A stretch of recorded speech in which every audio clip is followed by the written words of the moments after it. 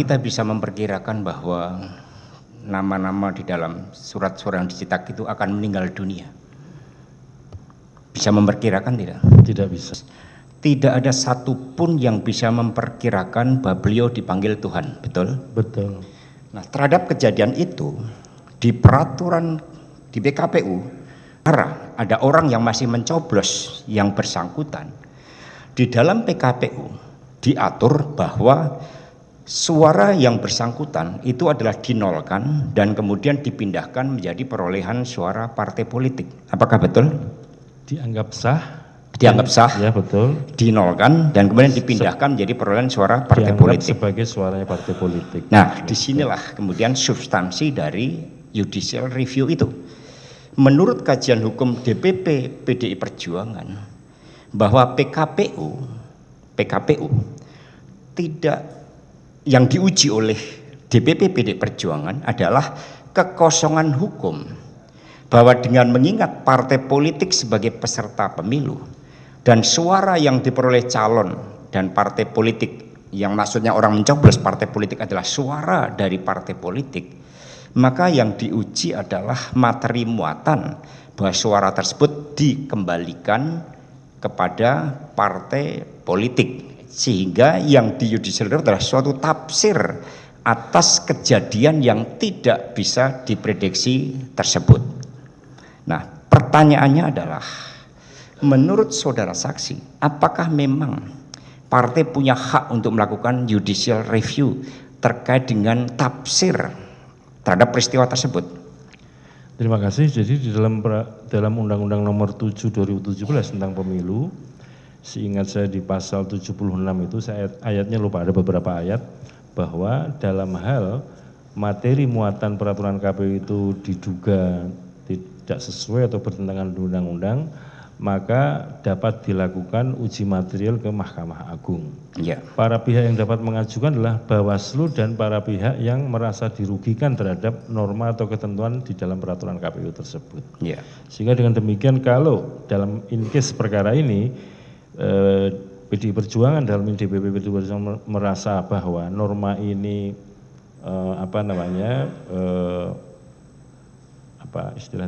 merasa dirugikan, dapat sebagai pihak untuk mengajukan judicial review ke Mahkamah Agung.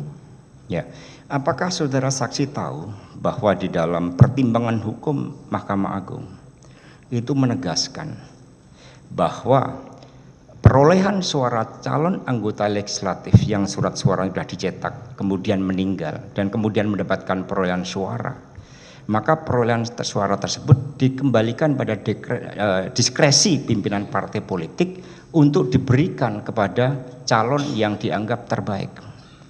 Kami membaca itu. Membaca. Betul. Pertanyaan, mengapa KPU tidak menjalankan itu?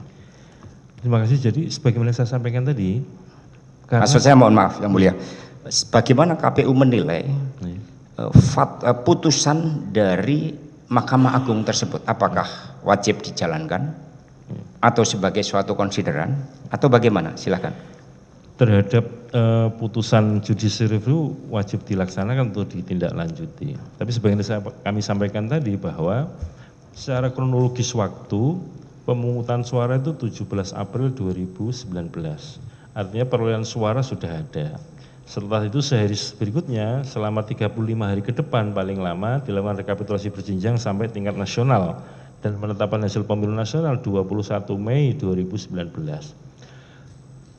Untuk pengajuan judicial review yang kami ketahui itu 24 Juni 2019 dan kami mendapatkan yang diajukan oleh PDI ke DPP PDI ke Mahkamah Agung. Kami mendapatkan informasi dari Mahkamah Agung tentang adanya judicial review ini tanggal 8 Juli. Itu dari segi itu saja, ketika diputus pada bulan Agustus ya, tanggal berapa tadi itu dari segi pelaksanaannya kan, sekali lagi kami sebagai pelaksana peraturan KPU dan pelaksana putusan Mahkamah Agung terus saja merasa kerepotan untuk melaksanakannya. Karena apa? Peristiwanya sudah selesai, tapi normanya baru berubah setelah peristiwa selesai. Satu itu. Yang kedua, makanya dalam diskusi kami, ini sebetulnya kalau PDIP tujuannya adalah dalam rangka tadi itu supaya partai diberikan kewenangan untuk menentukan siapa kader terbaik sebagai penggantinya. Dalam pandangan kami waktu itu, ini yang tepat kalau yang diuji adalah peraturan KPU tentang penetapan hasil pemilu yang termasuk di dalamnya penetapan calon terpilih, bukan yang ini. Demikian situasi yang kami hadapi waktu itu. Ya, baik, kami sampaikan izin yang mulia bahwa judicial review dari MA itu disetujui pada tanggal 19 Juli 2019. Pertanyaannya adalah, apakah peristiwa penetapan calon terpilih itu sudah selesai pada tanggal 19 Juli itu? Belum. Artinya peristiwanya belum selesai. Belum terjadi. Dan saudara tadi setuju bahwa meninggal tidaknya kita tidak bisa memprediksi. Betul. Dan itulah yang menjadi latar belakang mengapa dilakukan judicial review tersebut. Nah, ketika caleg terpilih itu peristiwanya belum selesai, apakah keputusan MA ini otomatis tidak bisa dieksekusi? Tidak bisa dijalankan oleh KPU? Ya, jadi ini pemahaman kami waktu itu, Mas. Ya. Jadi sekali lagi, karena ini kan justru peristiwa norma berkaitan dengan pemungutan penghitungan suara dan rekapitulasi. Nah, sementara yang diharapkan itu kan partai punya wewenang untuk menentukan siapa calon penggantinya di satu dapil dalam hal ada calon yang meninggal dunia. Nah, sementara ketentuan di Undang-Undang Pemilu tentang penggantian calon terpilih, karena kalau mekanisme penggantian calon sudah nggak bisa, yang bisa kan penggantian calon terpilih.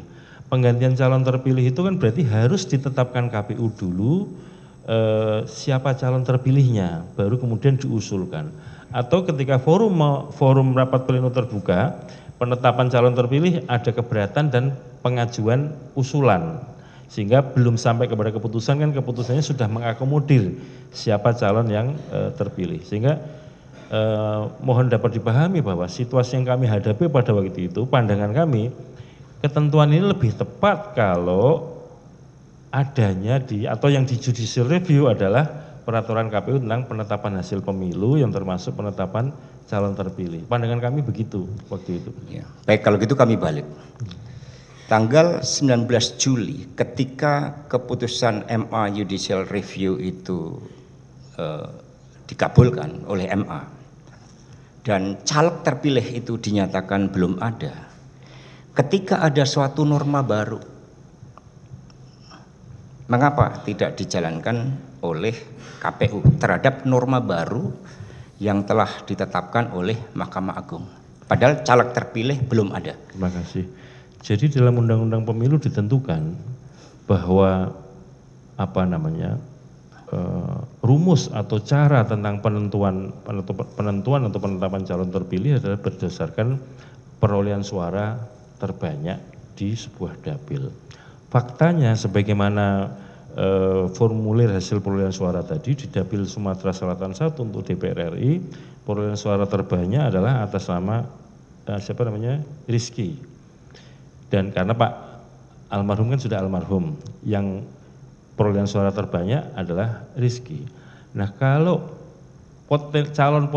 saya sebut karena belum ada peristiwa penetapan calon terpilih, kalau calon terpilih calon potensial terpilih adalah atas nama Rizky dan kemudian katakanlah diusulkan untuk diganti, menurut ketentuan undang-undang adalah penggantinya calon dengan perolehan suara terbanyak berikutnya. Pertimbangan kami demikian. Sehingga kami mau melangkah ini juga masih ada norma di dalam Undang-Undang Pemilu maupun dalam peraturan KPU tentang penetapan hasil pemilu, terutama tentang penetapan calon terpilih, bahwa kalau penggantian calon terpilih atau usulan untuk calon terpilih itu rumus atau ketentuannya adalah berdasarkan perolehan suara. Demikian.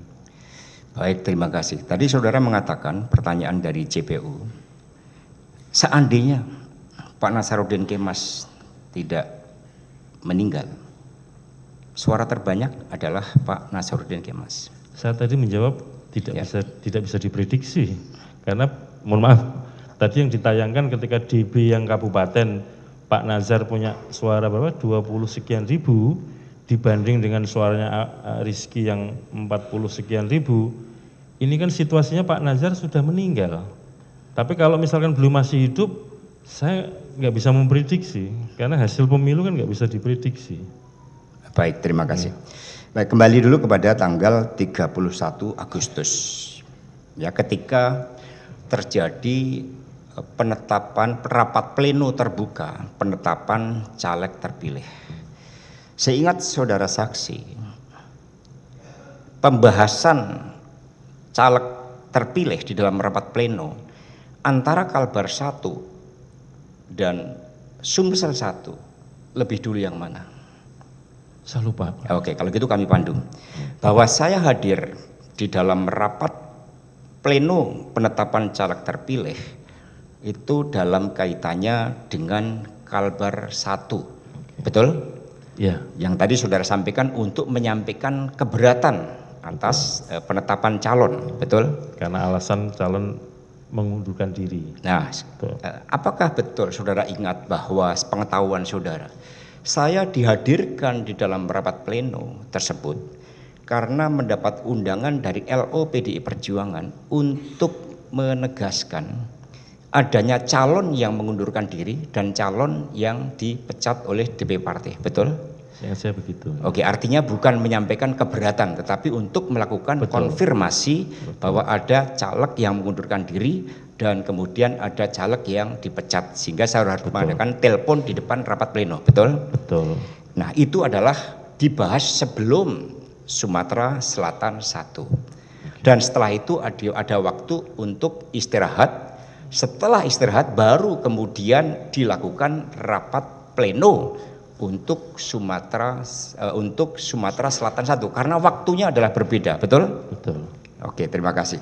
Nah, kemudian ketika di dalam pleno Sumatera Selatan di mana saya tidak hadir, apakah betul di situ terjadi perdebatan antara saksi dari PDI Perjuangan dan KPU yang berkaitan dengan keputusan judicial review dari Mahkamah Agung? Kenapa hal tersebut tidak dijalankan oleh KPU? Betul tidak? Saya lupa, Mas. Oh, lupa. Oke.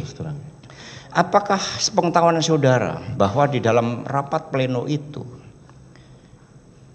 sebagai langkah kompromi, sebagai langkah kompromi kesepakatan bersama karena kepentingan caleg terpilih harus segera disahkan untuk kepentingan pelantikan caleg terpilih dan juga presiden terpilih, maka disitulah disampaikan bahwa permintaan fatwa Mahkamah Agung itu dijalankan sebagai kesepakatan untuk tafsir akhir terhadap keputusan Mahkamah Agung tersebut. Saudara tahu tidak itu? Saya lupa, Mas. Oh, lupa. Oke, kalau lupa berarti saya tidak bisa lanjutkan terkait hal tersebut.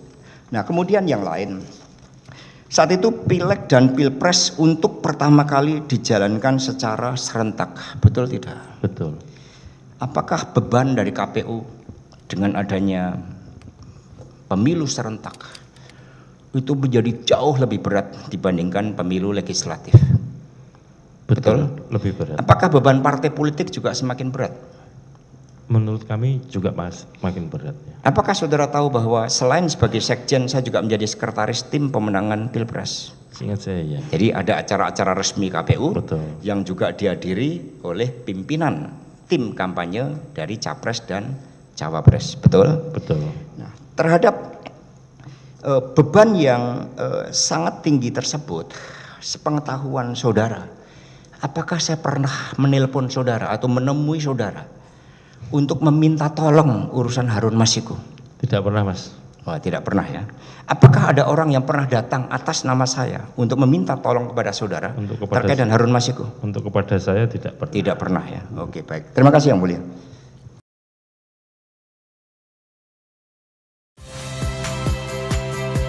Saya Friska Clarissa. Saksikan program-program Kompas TV melalui siaran digital, pay TV, dan media streaming lainnya. Kompas TV, independen, terpercaya.